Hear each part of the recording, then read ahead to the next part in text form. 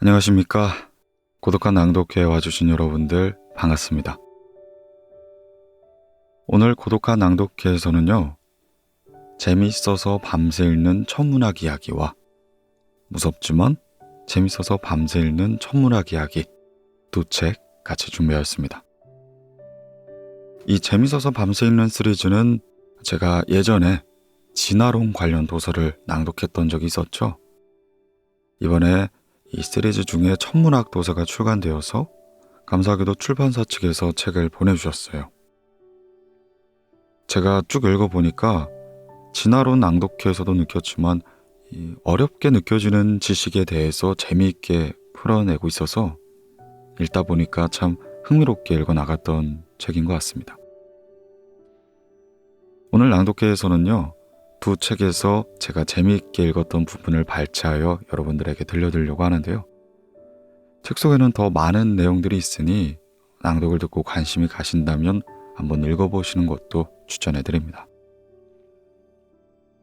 네, 그럼 재밌어서 밤새 읽는 천문학 이야기와 무섭지만 재밌어서 밤새 읽는 천문학 이야기, 오늘 고독한 낭독회에서 잠시 만나보시죠.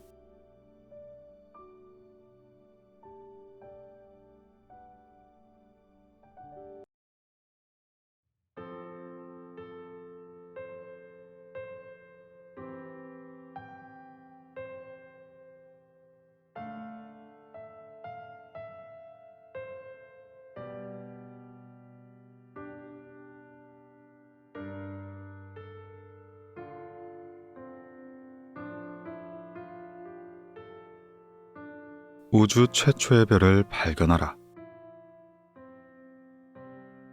우주의 암흑 문제. 현재 천문학자 앞에는 우주의 암흑 시대, 암흑 물질, 암흑 에너지라는 암흑 문제가 가로놓여 있다. 여기에서는 암흑 시대에 대해 살펴보고 뒤에서는 암흑 물질과 암흑 에너지에 대해 살펴보기로 하자. 우주는 지금으로부터 138억 년 전에 빅뱅이 일어나며 탄생한 것으로 알려져 있다. 이를 빅뱅 우주론이라 부른다. 암흑 시대란 빅뱅이 있은 지 38만 년 후에 일어난 우주의 말개겜 현상에서부터 우주의 최초의 별이 탄생하기까지 수억 년 동안의 암흑 기간을 뜻한다. 즉, 우주에서 별이 빛나기 전인 시대를 말하는 것이다. 이 시대에 대해서는 지금도 알려진 바가 거의 없다. 최초의 별이 탄생한 우주 초기, 가장 먼저 우주를 조사하려면 현존하는 것보다 훨씬 큰 천체 만환경이 필요한 것이다. 빅뱅과 우주의 탄생. 우주의 시작 역시 아직 밝혀내지 못한 커다란 문제 중의 하나이다. 우주가 무에서 탄생했다는 말도 있다. 무란 현재 우주와 같은 물질, 공간, 시간마저 존재하지 않는 상태를 가리킨다. 갓 태어난 우주에는 차원의 수가 11개나 있었던 것으로 예상된다. 오래 지나지 않아 나머지 차원이 줄어들어 3차원 공간에 시간 1차원이 더해진 4차원의 우주가 되었다. 우주는 탄생과 동시에 마치 아주 작은 알 하나가 순식간에 은하단보다 훨씬 더 큰 크기로 커지는 것처럼 상상을 초월하는 팽창을 일으켰다. 이것을 우주의 인플레이션 또는 급팽창 이론이라 한다. 인플레이션이 있었다는 증거는 아직 찾아내지 못했지만 상황 증거 차원에서 이론적으로 강력하게 지지를 받고 있다. 또한 그 시기에 우주에 내포되어 있었던 진공 에너지가 갑자기 열 에너지로 상전이가 일어난다. 좁은 의미로 이 상전이의 순간을 빅뱅이라 부른다. 빅뱅의 무시무시한 열은 갓 태어난 우주 공간을 또다시 팽창시켰다. 인플레이션과 빅뱅으로 우주의 시간이 탄생하고 공간이 넓어지기 시작했다는 뜻이다. 빅뱅은 마치 불덩어리 우주와 같다. 항성 내부의 핵융합 반응을 초월하는 초고온, 초고밀도 상태였다고 생각할 수 있다. 그리고 바로 여기서 대량의 소립자가 탄생했다. 당시의 소립자에는 두 가지의 종류가 있었다. 하나는 입자이고 또 하나는 입자와 반응하면 막대한 에너지를 내며 소멸하는 반입자였다.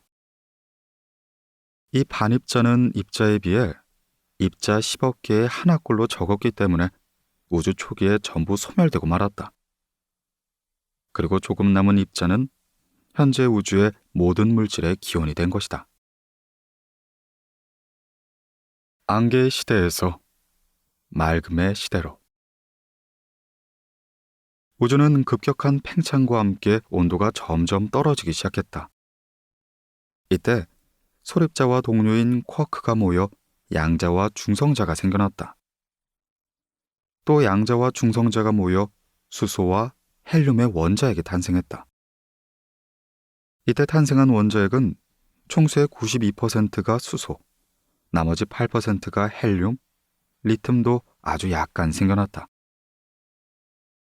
여기까지가 빅뱅 직후 약 3분 안에 일어난 과정이다. 초기의 우주에는 대량의 전자가 이리저리 날아다녔다. 광자는 전자와 충돌하면 직진할 수 없기 때문에 당시 우주는 안개 속처럼 불투명했다. 빅뱅이 일어난 지 38만 년 후, 팽창과 더불어 우주의 온도가 충분히 내려가자 전자는 원자핵과 결합하여 원자가 됐고, 이로써 광자의 진로를 방해하지 않게 되었다. 이렇게 해서 안개 같던 우주는 점점 맑아지게 되었다. 이때 풀려난 빛을 현재 우리는 우주 배경 복사라고 하며 절대온도 3K, 약 영하 270도의 마이크로파로 관측할 수 있다. 우주가 맑게 갠 후에는 우주에 있는 모든 수소, 헬륨, 리튬은 원자의 상태였다. 빛을 내는 것이 전혀 없는 암흑이 수억 년 동안 이어진 셈이었다. 그리고 이 원소들이 하나둘 모여 항성이 탄생하자 비로소 항생이 발한 빛이 깊은 어둠으로 뒤덮인 우주에 풀려나기 시작했다. 그 빛, 즉 우주의 최초의 별을 찾으려고 각국의 천문대가 사력을 다하고 있다.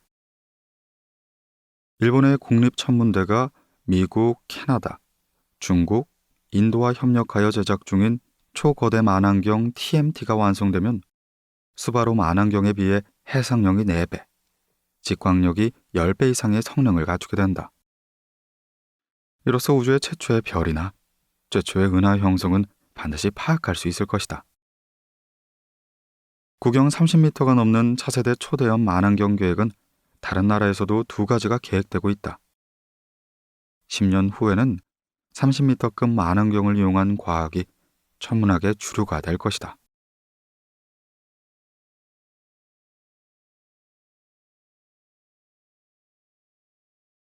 암흑에너지의 수수께끼.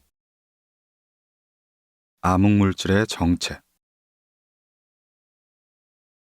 지구의 대기는 78%가 질소 분자, 21%가 산소 분자로 이루어져 있다. 또한 우리 인체 조성은 원소로 비교해보면 산소가 65%, 탄소가 18%, 수소가 10%, 질소가 3%이다. 그럼 우주는 어떻게 구성되어 있을까? 2013년 유럽 우주국이 발사한 우주 배경 복사 관측위성 플랑크가 최신 연구 결과를 발표했다. 그 내용에 따르면 우주를 구성하는 물질과 에너지의 총량 중 일반적인 물질은 4.9%, 암흑물질은 26.8%, 암흑에너지가 68.3%라고 한다. 하늘에 빛나는 항성을 비롯해서 우주를 구성하는 원소는 우주 전체 물질과 에너지의 총량에 비해 고작 5%에 불과한 셈이다.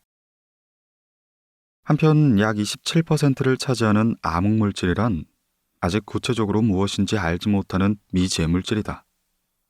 허나 이 암흑물질도 원소처럼 중력의 작용을 받는 것으로 알려져 있다. 암흑물질의 후보에 대해서는 여러 의견이 있다. 하여 다양한 실험과 관측을 반복해왔다. 그 결과 암흑물질은 미지의 소립자가 아닐까 추측되고 있지만 아직까진 그 증거를 찾지 못했다. 이 암흑물질 존재에 관해서는 1960년대에 이미 예언된 바가 있다. 지금은 중력 렌즈라는 현상을 이용해서 전자파로 파악할 수 없는 우주에 분포된 암흑물질을 찾을 수 있다. 중력 렌즈란 100년 전에 알버트 아인슈타인이 일반 상대성 이론으로 예언한 현상인 것이다. 이 일반 상대성 이론을 한마디로 말하자면 우주의 시간과 공간은 중력이 지배한다라는 생각이다. 아인슈타인은 태양처럼 질량이 큰 천체의 중력이 우주 공간 자체를 휘게 만들었고 큰 천체의 근처를 통과할 때 빛의 진로가 굴절된다고 예언했다. 마치 렌즈를 놓았을 때처럼 굴절되기 때문에 이 현상은 중력 렌즈라고 불리게 되었다. 1919년 중력 렌즈 현상은 객일식 관측을 통해 실제로 증명되었다. 영국의 고명한 천문학자 아서 에딩턴을 대장으로 하는 일식 탐사대가 두 팀으로 나뉘어 출발했다. 각각 아프리카와 브라질에서 객일식을 관찰하고 사진을 찍은 것이다. 그리고 그들이 촬영한 사진을 통해 일식이 없을 때 측정한 일식 배경의 별빛과 객일식 때 측정한 태양 주변 별빛의 위치가 조금 어긋난다는 점을 발견했다. 이 결과는 항성의 빛이 태양 옆을 통과할 때 태양의 중력에 의해 별빛 자체가 조금 굴절된다는 것, 즉 중력 렌즈 현상이 존재하다는 걸 증명했다. 이렇게 하여 아인슈타인의 상대성 이론은 과학계에서 사실로 받아들여지는 동시에 아인슈타인의 명성을 굳건히 유지시키는 계기가 되었다. 이렇듯 중력 렌즈로 일그러진 천체를 찾고 그 일그러진 상태를 통해 암흑물질의 양과 퍼진 정도를 측정할 수 있게 된 것이다.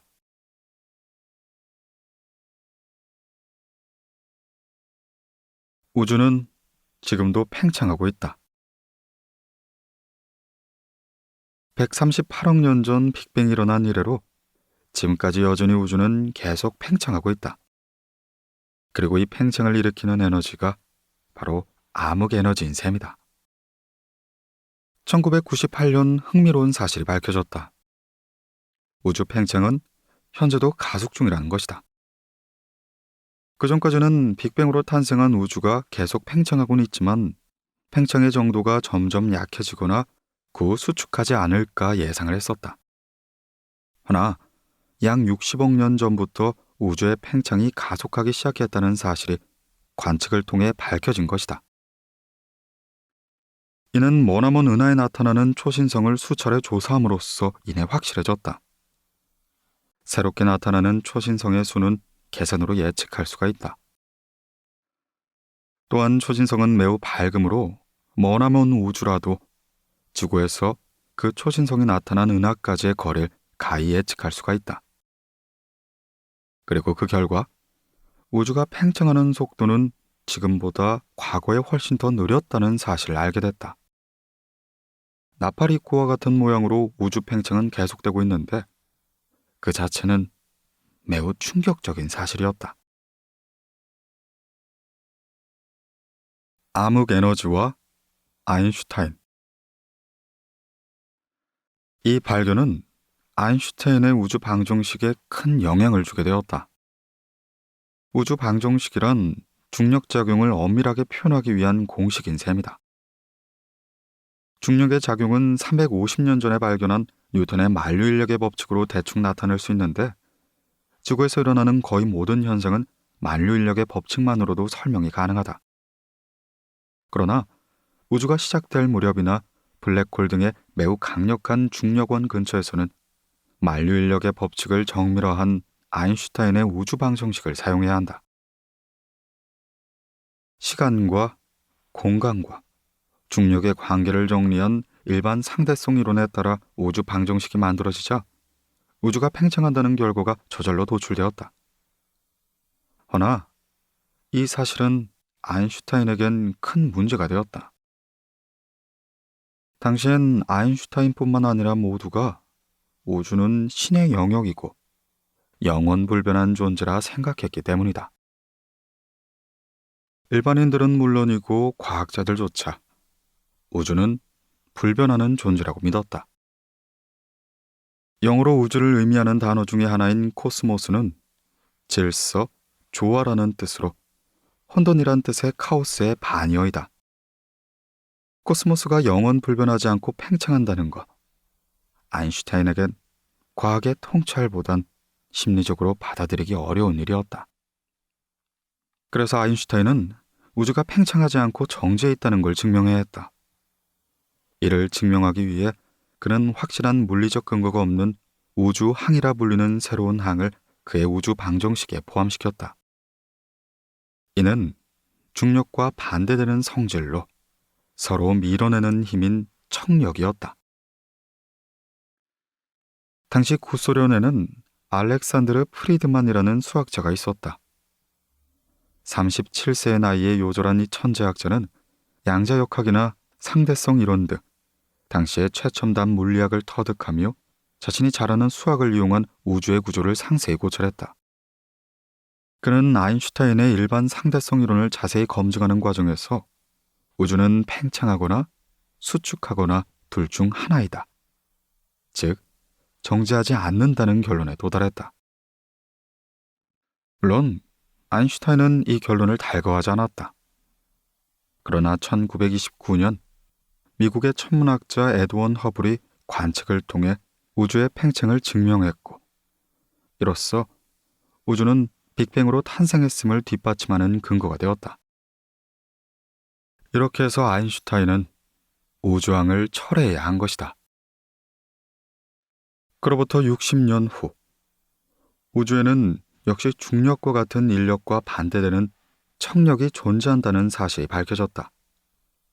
그리고 그 척력이 암흑 에너지라 불리게 된 것이다. 이 암흑 에너지가 지금 우주를 가속 팽창시키고 있다. 물론 그 정체는 유감스럽게도 현재의 과학으로는 알 수가 없다. 현재 우주론 연구 현정은 혼돈의 그 자체이다. 미시적인 소립자를 조사하는 물리학자들이나 거시적인 우주를 실험장으로 삼는 천문학자들도 그 궁금증을 속 시원하게 해결해줄 새로운 이론이 나타나길 애타게 기다리고 있다.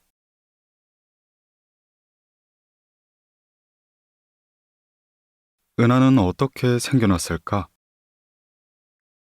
은하에는 종류가 있다. 우리 몸은 약 60조 개나 되는 세포로 이루어져 있다. 한편 우주는 은하라 불리는 커다란 별의 집단으로 이루어져 있는데 은하의 수는 약 수천억 개라고 추정되는데 정확히 알 수는 없다. 또한 세포처럼 서로 달라붙어 존재하는 은하는 드물며 은하군, 은하단, 초은하단 등의 집단을 만들지만 은하끼리는 서로 떨어져 독립적으로 존재한다. 그 사이를 매우 희박한 수소가스가 차지하고 있는 셈이다.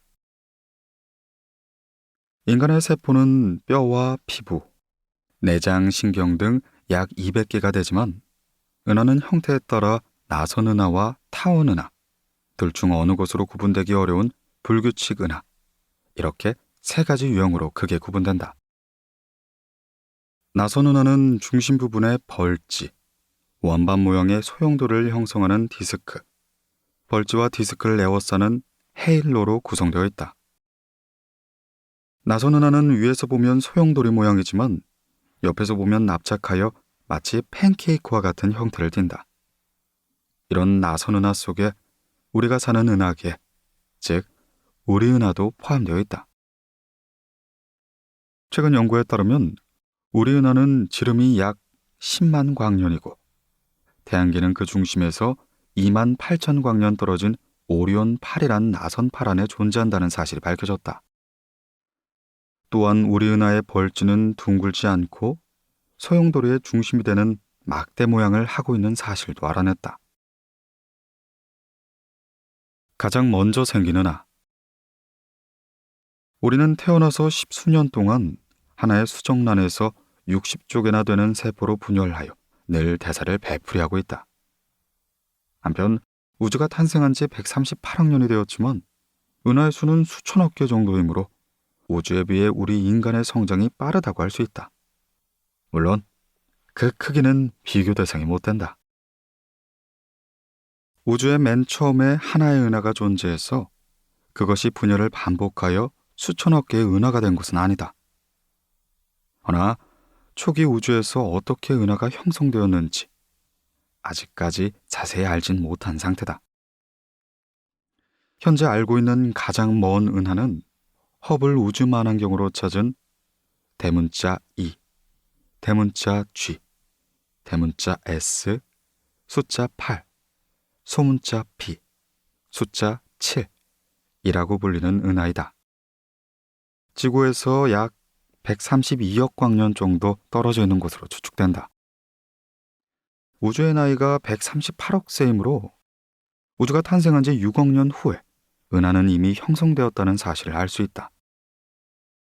가장 먼 은하란 가장 초기에 생긴 은하라는 뜻이다. 이 가장 먼저 생긴 은하를 찾기 위해 각국의 대형 만환경이 각축을 벌이고 있다. 천문학자가 가장 먼 은하를 찾는 이유는 그것이 항성이 처음에 어떻게 탄생했는지 해명할 수 있는 단서가 되기 때문이다.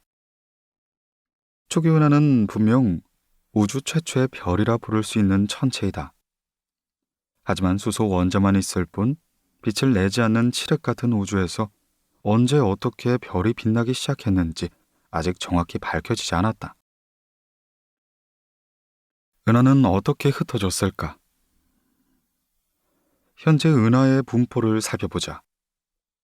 우주에서의 은하 분포는 한쪽으로 매우 치우쳐져 있으며 이런 특징적인 은하 분포는 우주의 거대 구조 또는 거품 구조라고 불린다. 그럼 왜 이런 현상이 생기는 걸까? 그것은 중력이 우주를 지배한다는 걸 나타난다. 우주는 은하로 이루어져 있다고 말했는데 이는 어디까지나 겉보기상의 이야기다. 우주엔 눈에 보이지 않는 암흑물질이 눈에 보이는 은하의 10배나 존재한다. 암흑물질이란 정체불명의 중력원이다.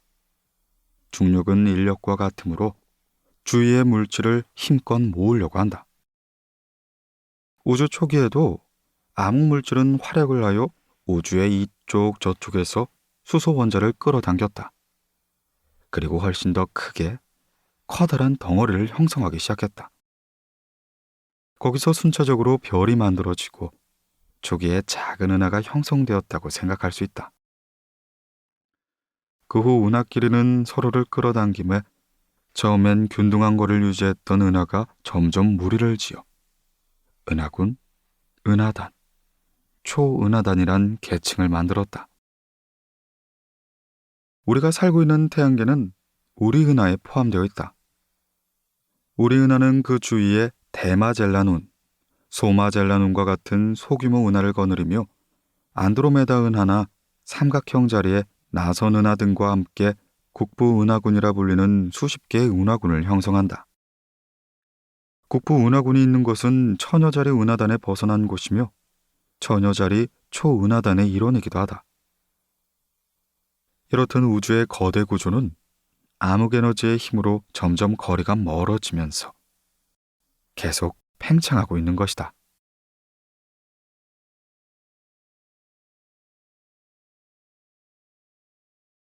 우주의 시간과 인간의 시간. 우주는 138억 년 전에 빅뱅으로 탄생했고 그 후 급격히 팽창하기 시작하여 초거대한 크기가 되었다. 그리고 지금 역시 계속 팽창 중이다. 단순히 우주의 역사가 138억 년이라고 해도 너무 길어 금방 와닿지 않는 사람도 있을 것이다. 물론 나도 그렇다. 그래서 천문학에는 우주 달력이라는 독특한 달력이 있다.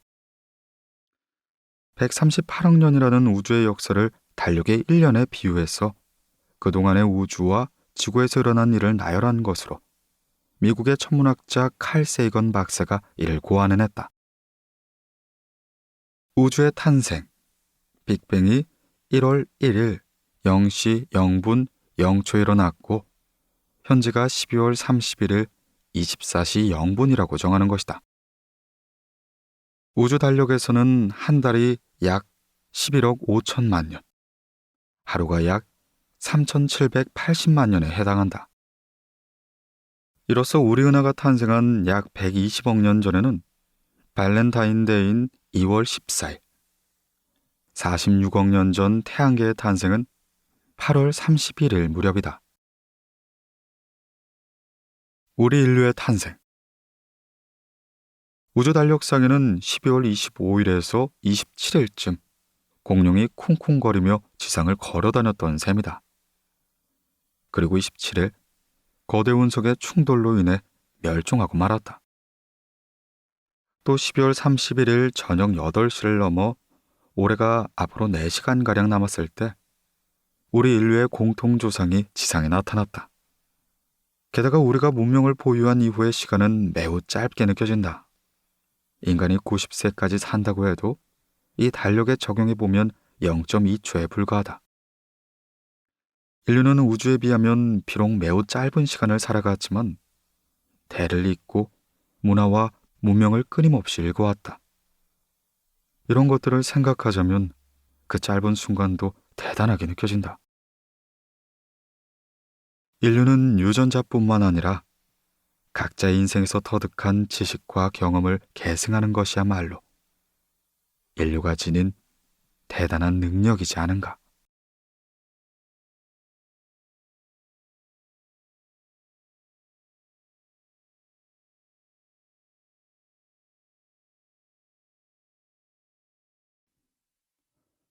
무섭지만 재밌어서 밤새 읽는 천문학 이야기.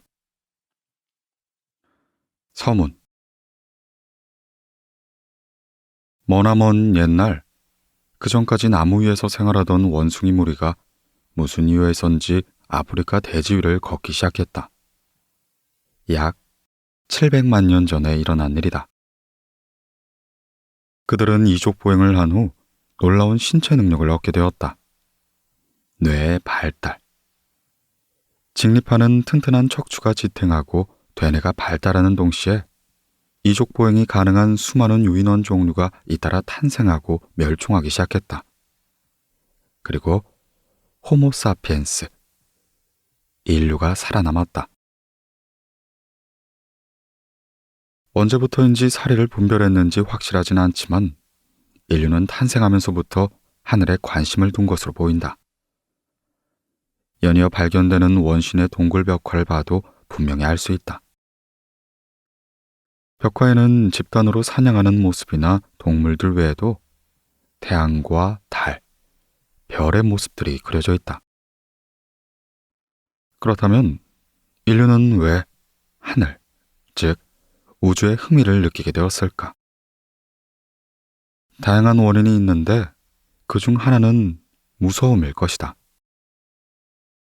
예를 들면 갑자기 빛을 내며 떨어지는 대유성, 긴 꼬리를 끄는 혜성, 엄청나게 밝은 초신성의 출현과 한낮에 예기치 않게 밤이 찾아왔다 사라지는 개기일식 등이 그러할 것이다.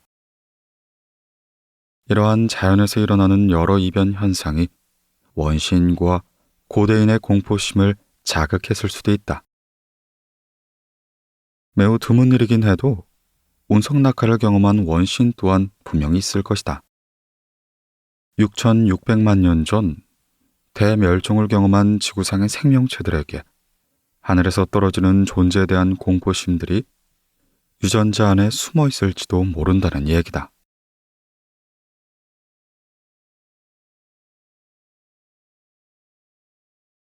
우주론의 깊은 고민. 우주의 시작부터 현재 이르기까지의 진화 과정을 주로 물리학의 기법을 이용하여 밝히려 하는 학문을 우주론이라고 말한다. 일반적으로 과학적인 접근법이란 실험과 관측의 결과를 어떤 논리로 설명할 수 있는 이론을 구축하고 그 이론에서 새롭게 생긴 의문이나 모순을 실험과 관측으로 다시 조사하여 새로운 이론이 도출되는 연속적인 흐름을 말한다. 이 우주론의 경우에도 관측 천문학과 이론 천문학이 서로 도와서 우주의 시작부터 우주의 종말까지의 의문을 해결하는 데 도전하기 시작했다. 외계인, 우주론, 블랙홀은 종종 천문 3대 이야기로 놀림받을 만큼 가장 많은 사람들이 관심을 보이는 연구의 주제이다. 하지만 유감스럽게도 우주의 미래는 물론 우주가 시작된 모습이나 현재 우주의 크기조차 여전히 알 수 없는 영역이 된다. 이는 우주론의 대부분을 차지하는 연구 주제가 관찰이나 실험을 재현하기 어렵기 때문이다. 우주의 시작이 138억 년쯤이라는 것은 다양한 관측 사실로 거의 밝혀졌지만 타임머신이 없는 이상 그 모습을 확인할 길이 없는 것이다. 이렇듯 우주의 역사를 포함해서 모든 역사학은 실험과 관찰을 반복할 수 없는 불가역적 과정이다. 우주의 주는 이러한 무한의 시간의 축을 의미하는 말이며 그 시간축 위에서 일어난 일을 올바르게 이해하기란 매우 어렵다. 한편 우주론이 다루는 현재의 우주의 전체 크기 역시 연구를 어렵게 만드는 요인 중에 하나일 것이다. 우주의 우는 무한한 공간을 의미하는데 실제로 현재 우주의 크기는 우린 정확하게 알 수가 없다. 우주 규모의 시간축과 우주 규모의 공간축으로 연구할 경우엔 관측 천문학에서 그 한계가 존재하기 때문이다. 가로, 세로, 높이라는 3차원 공간에 시간을 더한 4차원의 시공. 우리가 관측할 수 있는 우주는 먼 곳을 볼수록 옛 모습이 나타난다는 특징이 있다. 예를 들어 1억 광년 전의 은하를 조사하거나 이해하는 작업을 할 때 광년은 거리의 단위이지만 관측할 수 있는 건 1억 년 전 그 은하의 모습이다. 다시 말해 이 은하의 현재 모습은 지금으로부터 1억 년이 지나야 지구에서 볼 수가 있다. 즉, 먼 곳에서 일어난 현상은 그 순간에 보거나 체험할 수 없고 그 거리만큼의 세월이 지난 후에야 알거나 체험할 수 있다는 얘기다.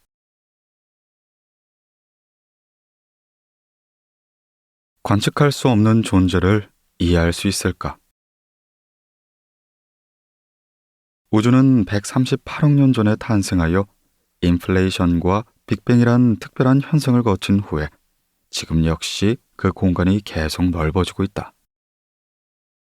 하지만 현재 확대되는 규모를 정확하게 측정할 수 없다. 거기에 4차원 우주 연구의 한계가 있기 때문에 관측 사실을 연결하여 보이지 않거나 알 수 없는 부분을 이론과 결부시킨 이론 천문학이 등장했다. 그러나 대부분의 경우 결국 논문으로 작성되는 수많은 논리나 이론을 관측으로 확인할 수 없다. 이에 딜레마에 빠지고 만다. 또한 우주에 대한 설명을 어렵게 하는 것은 우리의 상식을 벗어난 우주의 시간과 공간뿐만 아니라 그 환경 역시 예상할 수 없는 상태를 포함하고 있기 때문이다. 항성 내부에서 늘 일어나는 수소의 핵융합 반응은 엄청난 고온, 고압 상태를 반드시 유지하고 있다. 인류는 수소폭탄이나 원자 핵융합로에서 순간적으로 그 상태를 만들어낼 수 있어도 유지할 수는 없다. 다시 말해, 핵융합을 관찰하여 이해하는 데는 한계가 있다는 얘기다. 우주의 시작이나 블랙홀의 중심 등 특이점의 존재는 좀 더 심각하다. 이런 일반적인 물리학 기법으로 다가갈 수 없는 특이한 상태를 어떻게 밝혀낼 것인지 이론 분야와 실험 관측 분야에서도 온갖 대책을 찾고 있다. 믿을 것은 이론의 만원경. 이렇듯 우주론을 해명하기란 만만치가 않다. 그리고 그 연구를 뒷받침하는 것은 이론 만환경이라고 불리는 전용 계산기와 슈퍼컴퓨터가 된다. 이런 천문학자의 대부분은 컴퓨터를 활용하여 조사하고 싶은 현상을 재현하고 그 결과가 관측 사실과 모순되지 않는지를 확인한다. 이를 시뮬레이션 천문학이라고 하는데, 이때 시뮬레이션에 사용한 계산식이나 패러미터, 변수나 정수를 검토하여 수정하고 관측 사실에 가장 적합하다고 생각되는 이론이나 정수를 결정한다.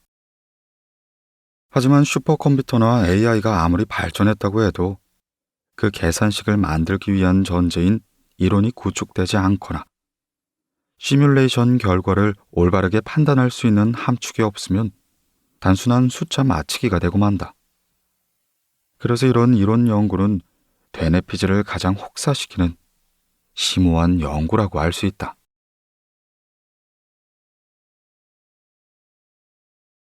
우리의 고독은 언제까지 지속될까? 우주 원리는 우주를 연구할 때 가장 기본이 되는 생각이다. 이 우주 원리란 138억 년 전에 일어난 빅뱅으로 작은 공간이 팽창해서 지금의 광대한 우주가 된 이상 우리 주변에서 일어나는 현상은 먼 우주에서도 일어날 수 있을 것이란 예측이다. 예를 들어 물리학의 고전역학과 상대성 이론, 양자론, 빛이나 전자파의 전달 등도 기본적으로 우주 어디에서나 성립한다고 가정하는 것이 우주 원리이다. 그러나 이 책에서 소개했듯이 엄밀히 말하면 부분적으론 우리가 아는 물리 법칙이 성립하지 않는 곳도 있다. 블랙홀이나 빅뱅 전에 우주가 시작되는 순간이다. 이렇듯 우주엔 이러한 특이점이 존재하지만 우리가 이해하지 못했을 뿐이다. 우리가 알고 있는 기본적인 물리 법칙이 우주 어디에서나 성립한다면 화학 이론에서도 성립할 듯하다. 즉, 우주에서의 화학 조성이나 물질의 종류, 화학의 반응의 방법 등 고등학교 때 배운 화학 지식이 지구 위의 환경을 이해하는 데 도움이 될 것이란 얘기다. 보이저를 비롯한 태양계 탐사선이 지구 외의 태양계 천체에 접근하여 지구과학 분야인 화산과 지진, 반구조론이나 자기장, 오로라, 또한 온갖 기상현상을 관측해왔다. 이로써 태양에서 멀리 떨어진 토성의 위성 타이탄이나 명왕성에서도 지구와 같은 현상이 발생한다는 우주 원리가 성립한다는 점이 확인되었다.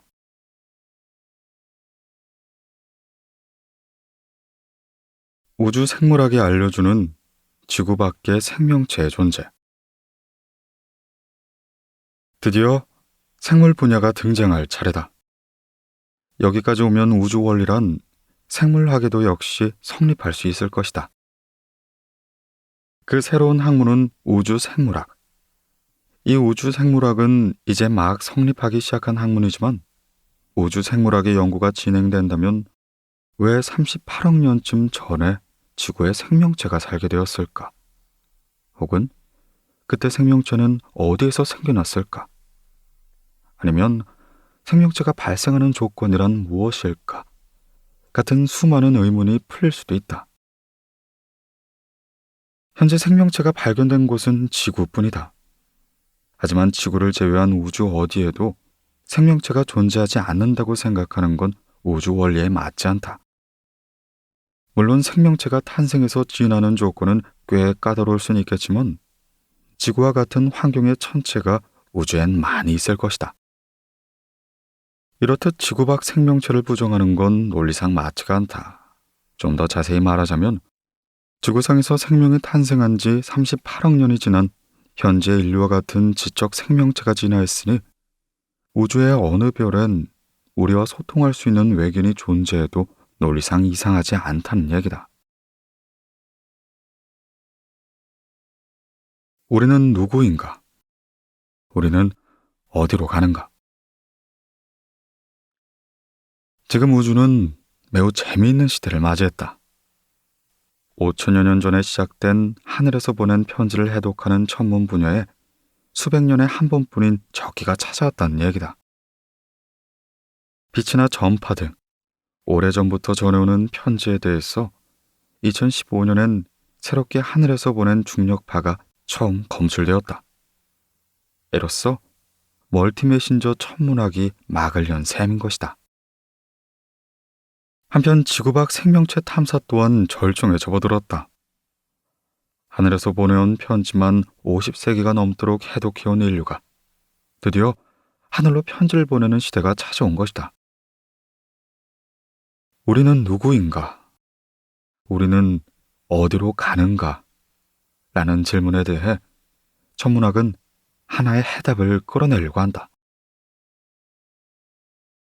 인류는 400년 전 지구 중심의 우주에서 태양 중심의 우주라는 코페르니쿠스의 패러다임 전환을 경험했다.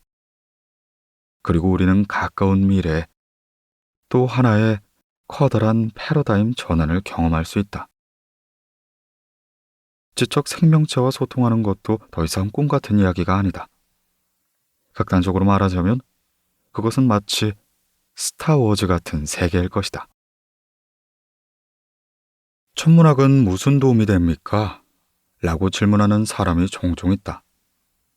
천문학은 음악이나 산술, 기하와 함께 5천년이 넘는 역사를 지닌 가장 오래된 학문 중의 하나이다.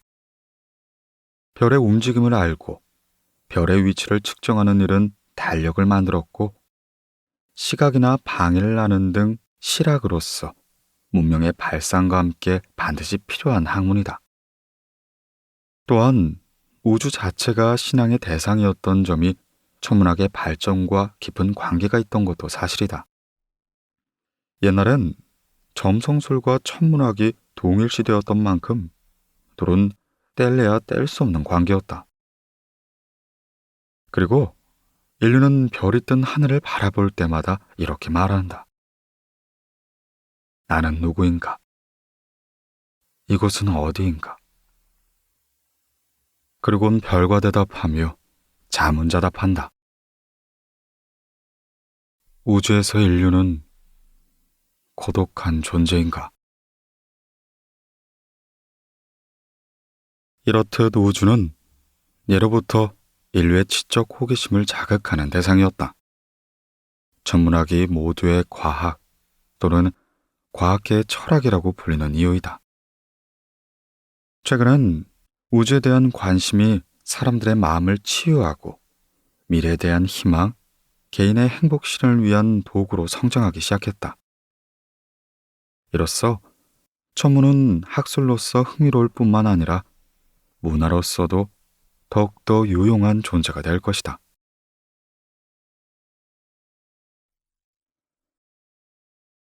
연결되어 있는 사회와 생명. 별이나 우주를 접하다 보면 왠지 모르게 사소한 일로 고민해봤자 소용없다는 긍정적인 생각을 하게 되는 사람이 많다. 자신의 존재 이유나 위치를 모르는 것만큼 불안한 일은 없을 것이다.